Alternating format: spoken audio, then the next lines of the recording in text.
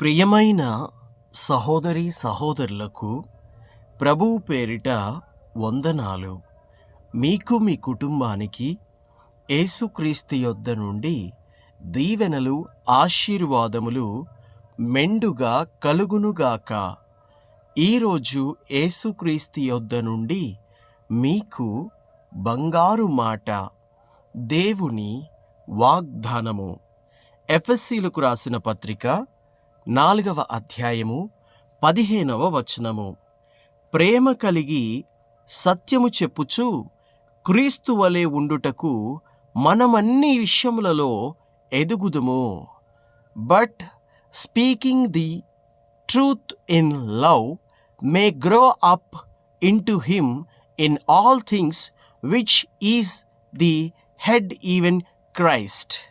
దేవునికి మహిమ కలుగునుగాక. మొదటిగా మనము ప్రేమ కలిగి ఉండాలి. ఏ విధంగా? దేవుడు నిన్ను ఏ విధంగా ప్రేమించుచున్నాడు, అదే విధముగా మనము మనుషుల పట్ల ప్రేమ కలిగి ఉండాలి. దేవుడు మనల్ని ఎక్కువగా ప్రేమిస్తున్నాడు అనేది ఏ విషయంలోనో తెలుసా? మన పట్ల కృప చూపుచున్నాడు. చూసారా? ఆ విషయంలో. ఏ విషయంలో కృప చూపుచున్నాడు? మనం ఇంకా పాపులమై ఉండగా మన కొరకు ప్రభువు కలువరి సిలువలో మరణించి రక్తము చిందించి ప్రాణము పెట్టి మనలను క్షమించి మన్నించాడు. చూసారా? ఆ విధంగానే మనము కూడా ఇతరులను క్షమించి మన్నించాలి. ఆయన మన పట్ల కృప చూపుచు ప్రేమ చూపుచు ఉన్నాడు. దేవుని బిడ్డలారా, మరి ఆయన కృపను ఆయన కనికరమును పొందుకున్న నీవు ఇంకెలా ఉండాలి? ఆయన కృపను ఆయన ప్రేమను నీ క్రియలలో చూపిస్తూ ఎదుటివారికి క్రీస్తు ప్రేమను బయలుపరుస్తూ క్రీస్తు ప్రేమను వ్యక్తపరుస్తూ మనము ఉండాలి కదా, జీవించాలి కదా. జీవిస్తున్నామా? మన నోట మాట ప్రేమ కనబడుతుందా? మన మాటలన్నీ క్రీస్తులాగా ఉన్నాయా? లేక క్రోధముతో, క్రోషముతో, ఆక్రోషముతో, ఉక్రోషముతో, బలాత్కారంగా ఉన్నాయా? ఎదుటివారిని గాయపరిచేటట్లుగా, ఎదుటివారిని బాధించేటట్లుగా, ఎదుటివారిని నొప్పించేటట్లుగా ఉన్నాయా? లేక ఆదరణ కలిగి ప్రేమ కలిగించేటట్లుగా ఉన్నాయా నీ మాటలు? ప్రభు అయిన యేసుక్రీస్తుని పరిశుద్ధ గ్రంథంలో మనం చూసినప్పుడు చదువుతూ ఉంటే ఆయన మాటకు ఒక ప్రత్యేకత కనబడుతుంది. ఆయన మాటలో స్పష్టత, ఆయన మాటలో ప్రేమ, ఆయన మాటలో కనికరము కనబడతాయి. అంతేకాకుండా ఆయన మాటలో సత్యము కనబడుతుంది.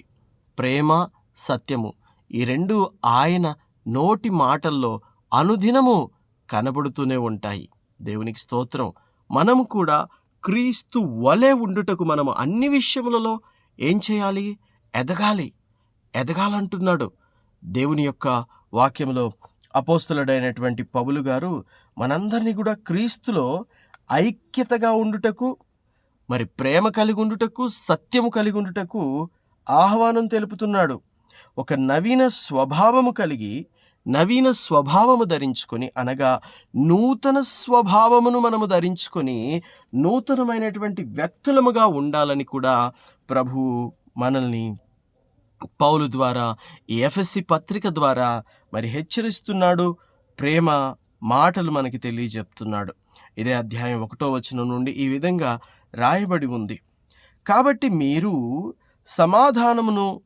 సమాధానమును బంధము చేత ఆత్మ కలిగించు ఐక్యతను కాపాడుకొనుట యందు శ్రద్ధ కలిగిన వారై ప్రేమతో ఒకరినొకడు సహించుచు, మీరు పిలువబడిన పిలుపుకు తగినట్లుగా దీర్ఘశాంతముతో కూడిన సంపూర్ణ వినయముతోనూ సాత్వికముతోనూ నడుచుకొనవలనని ప్రభువును బట్టి ఖైదీనైన నేను మిమ్మును బతిమాలుకొనుచున్నాను. దేవునికి స్తోత్రం. చూసారా? ఆ మాట ఎంత బాగుందో. తనెవరు? బోధించేవాడు, గురువు స్థితిలో ఉన్నాడు, గురువు స్థానంలో ఉన్నాడు. అయినా కూడా ఏం చెప్తున్నాడట?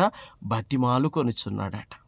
ఒక పెద్ద వ్యక్తి చిన్న చిన్న వాళ్ళను ఆత్మీయతలో అప్పుడప్పుడే ఆలు కూడా రాని వారిని, ఇంకా పాలు తాగే వయసులో ఉన్నటువంటి వారిని బతిమాలుకోవడం అంటే అది ఆత్మీయంగా చూసినప్పుడు ఎంత బాగుంటుంది నా ప్రియ సహోదరి సహోదరులారా. అది వినుటకైనను, చూచుటకైనను, అది కనుటకైనను మరి ఎంతో సంతోషకరమైనటువంటి మాటగా ఉన్నది. అవునండి, అధికారం ఉంది కదా అని ఆ అధికారాన్ని మనము దుర్వినియోగపరుచుకోకూడదు. ఆ అధికారాన్ని సద్వినియోగపరుచుకోవాలి. ఇంకా చక్కని మాటలతో, ఓర్పు కలిగి, సహనం కలిగిన మాటలతో మనము ఐక్యతను కాపాడుకునే వారముగా ఉండాలి. ప్రేమతో ఒకరిని ఒకరు సహించుకోమని వాక్యం చెప్తోంది.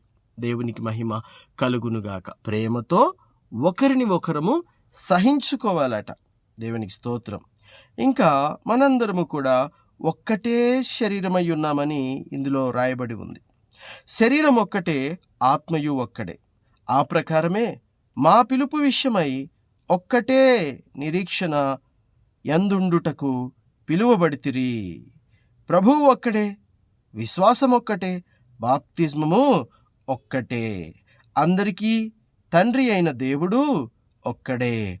ఆయన అందరికీ పైగా ఉన్నవాడై అందరిలోనూ వ్యాపించి అందరిలో ఉన్నాడు. అయితే మనలో ప్రతివాని క్రీస్తు అనుగ్రహించు వరము యొక్క ప్రమాణము చొప్పున కృప ఇయ్యబడెను. దేవునికి స్తోత్రం. మనందరం కూడా ఒక్కటి దేవుని బిడ్డలారా. కుల భేదాలు మనలో ఉండకూడదు, మత భేదాలు మనలో ఉండకూడదు. క్రీస్తులోనికి వచ్చిన తర్వాత రంగు, వర్ణము, వర్గము, భాష, ప్రాంతము, భేదము ఇవేమీ ఉండొద్దు. క్రీస్తులో మనందరము కూడా ఒక్క తండ్రికి బిడ్డలై ఉన్నాం. ఆ తండ్రి మన దేవుడైన క్రీస్తు, మన ప్రభువైన క్రీస్తు. ఆయనలో మనం ఎవరమై ఉన్నాం? ఒక్కరమై ఉన్నాము గనుక ఒక్కరమై ఉన్న మనందరము ఒకే మాట ప్రకారం జీవించాలి, ఒకే మాట ప్రకారం నడుచుకోవాలి. భేదాలు మనలో ఉండకూడదు. దేవునికి స్తోత్రము. ఈ కొద్ది మాటలు దేవుడు దీవించునుగాక. ప్రార్థన. తండ్రి, మీకు వందనాలు. ప్రభువా, నీకే స్తుతులు, స్తోత్రాలు. అయ్యా, ఈ వాక్యం విన్న ప్రతి బిడ్డని కూడా ప్రేమలో, సత్యములో నడిపించండి.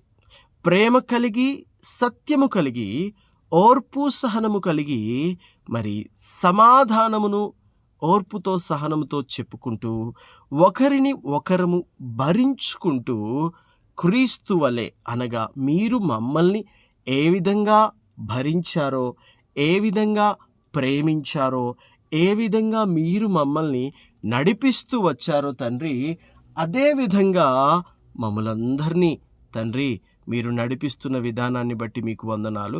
మేమందరము కూడా నడుచుకోవాలి. ఓర్పు లేదా మాకు దయచేయండి, సహనం లేదా మాకు దయచేయండి.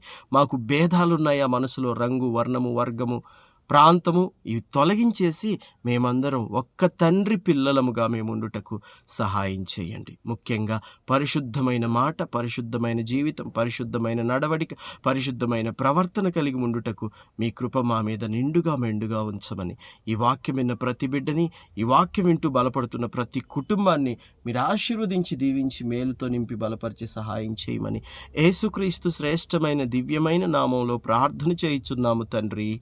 Amen, amen, amen.